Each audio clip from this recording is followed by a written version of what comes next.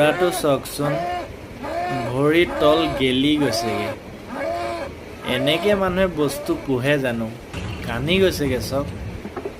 হেৎ তেৰি, এনেকুৱা নকৰে নহয় মানুহে। এইটো পতাটো লগাই থোৱা কিমান দিন হ'ল পাত্তা নাই। এইটো বেছি দিন লগাই নথয়, একচুৱেলি মানুহে 3 মাহ লগায়, বেছি 3 মাহ, তাতকৈ নলগায়। এইটো বছৰ হৈ গ'ল নেকি, এতিয়ালৈকে খোলা নাই। গেলি গৈছেগে।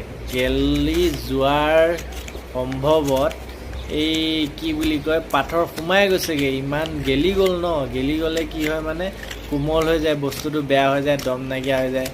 সেইকাৰণে পাথৰটো সোমাই গ'লগৈ। কান্দি গৈছেগৈ ঘোঁৰাটোৱে।